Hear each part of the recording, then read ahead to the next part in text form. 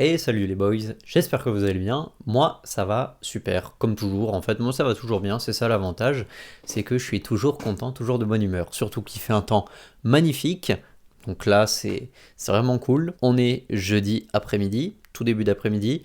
Je viens de terminer tout le travail que j'avais à faire pour aujourd'hui. Donc, vous savez de quoi il va être question. Il va être question d'aller à la salle. Aujourd'hui, on a donc au programme une séance squat bench. Alors au niveau de ce que je vais faire, j'ai les deux mouvements en variation et j'ai 5 répétitions à faire sur toutes mes séries au squat et 8 répétitions à faire sur toutes mes séries au bench. Alors au niveau des variations que j'ai sélectionnées, on a au bench du Larsen couplé avec du tempo 4-2-0. Pourquoi? Parce que je vous avais dit que je voulais vraiment travailler ma trajectoire et d'autant plus que vu la séance de lundi-mardi, niveau trajectoire et niveau technique, il faut vraiment que je travaille ma trajectoire de manière efficace avec des charges qui soient un peu plus légères pour que vraiment je prenne le pli d'avoir cette technique constante et un petit peu plus tard commencer à charger de plus en plus lourd, notamment sur le SBD de samedi. Donc accumuler les répétitions et un peu de volume, notamment sur du Larsen, ça ne fera pas de mal au niveau de ma trajectoire. Ensuite, au squat, alors aujourd'hui je dois être RPE 7,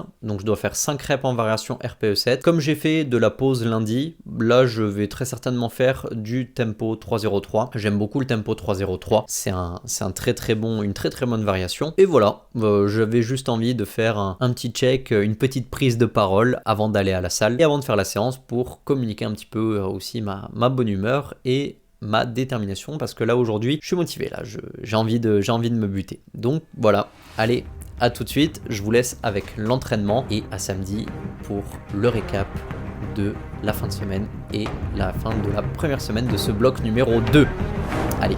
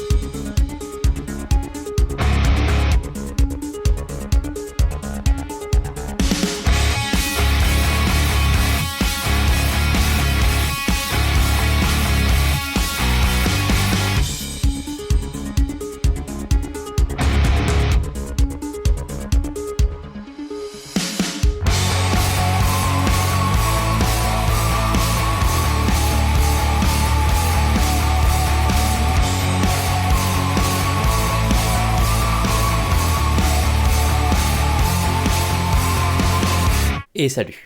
On se retrouve aujourd'hui, on est J+1 après le SBD, donc un petit peu le ressenti et comment s'est passée cette première semaine de deuxième bloc, parce que oui, c'est ça en fait qui nous intéresse là tout de suite, c'est quels vont être les objectifs de ce bloc, parce que j'en ai pas encore parlé, et de quelle manière vont évoluer les choses. Alors premièrement, petite analyse, alors bon, la séance de jeudi s'est bien passée, content et tout, nickel, propre. Le SBD d'hier. Le SBD d'hier, vous avez vu, le squat, j'ai passé 100 kg, 3 chiffres en 2 séries. En 2 reps, une série, et j'étais content, mais pas content. Le bench, j'ai passé 2 x 80, j'étais tranquillement RPE 6, donc c'est très bien, je suis satisfait de ça. Et derrière, le soulevé de terre, très grosse surprise, parce que j'ai passé 1 x 120, et franchement, j'étais RPE 4 ou 5 en 2 reps, j'étais tellement bien, je me suis dit, mais c'est la première fois qu'elle passe comme ça. Et derrière, j'ai fait du coup, en fait, le top 7 à 125, parce que j'étais tellement bien que je me suis dit, je dois être RPE 6 censément, donc d'en mettre un petit peu plus lourd, et les 125 sont passés comme une lettre à la poste. Donc vraiment très content. Maintenant, le premier bloc, c'était un bloc de, on va dire,